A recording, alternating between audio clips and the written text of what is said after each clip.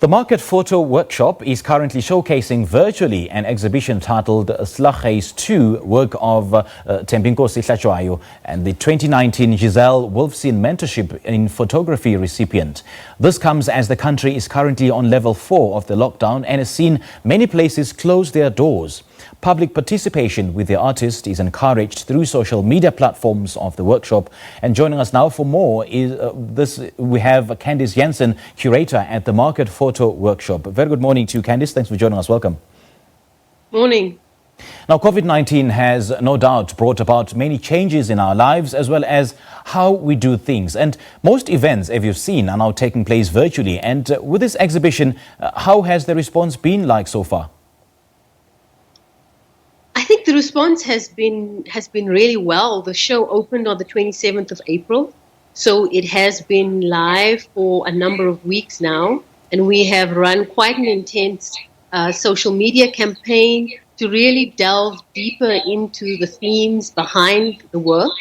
So people have had the opportunity to get to know Thembinkosi and his thinking behind creating the work in a far more deeper sense. Has there been some kind of interaction and feedback with audiences who have engaged with yourselves via social media pages? Yes. I think there's been engagement, but I think there's obviously always room for improvement. This is a new uncharted territory, not just for the Market Photo Workshop, but for visual art institutions around the world. And we are having to rethink our approach to showcasing photography specifically, but also visual arts in general. So we're learning, and it's a learning process. The Market Photo Workshops programs going ahead for the rest of the year will have to shift quite fundamentally towards more of a digital space, and we're learning as we go along. Let's talk about the theme and the underlying message that's been encapsulated in this body of work. Well, Slaghuis is really a personal testament to Thembinkosi's upbringing, to where he comes from. He was born, he's a local born here in Johannesburg, and he has really used his own experience, his own lived experience of having grown up with a tavern. His father is a tavern owner, and he really transformed that space and that community into his own psychological space, exploring his experiences of the space and of the culture in general. So Thembinkosi is really pushing photography beyond documentary. He's not just documenting the space, he's really documenting a personal experience. Yeah, not just documenting a personal experience, but then what is it that Thembinkosi want us who will be viewing this exhibition take away? Well, I think you'd have to ask Thembinkosi that, but I will definitely say viewers can take away an innovative look at how to create images. Thembinkosi's process around how he creates the work melds both digital and analog processes. So he's photographing pictures, he's printing out pictures, then he's marking pictures, and he's rephotographing those pictures. So he's really actually innovating the photographic form. So viewers can really see photographs that register beyond just visual evidence, but they are pictures that are really quite close to painting.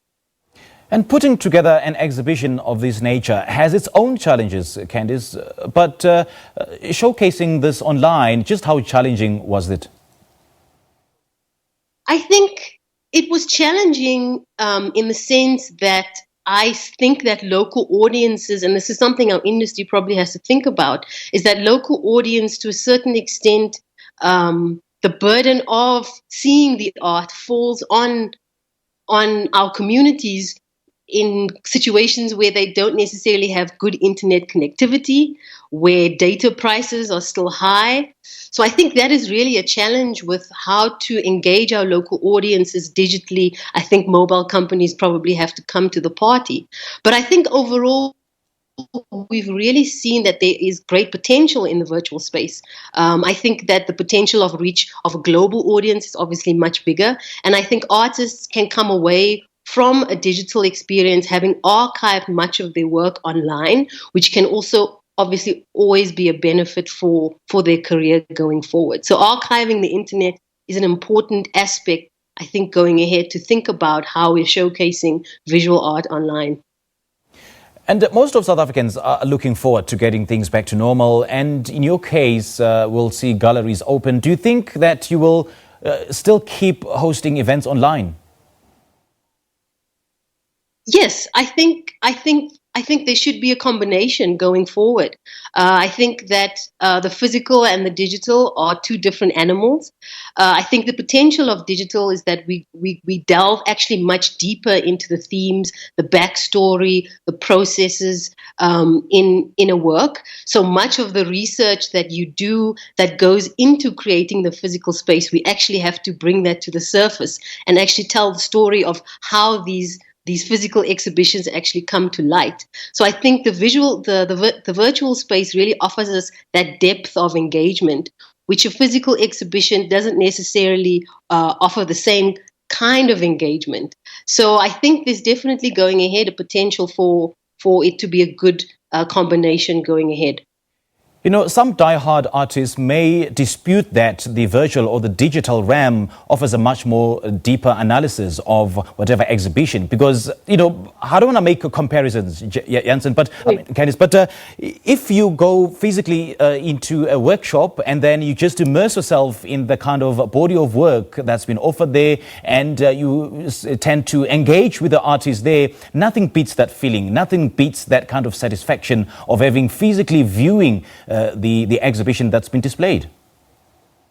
Of course, the physical encounter with visual art remains important. It remains important, and the digital space cannot substitute that experience. But I think the level of depth I'm talking about is that when physical exhibitions are created, public programming is not necessarily I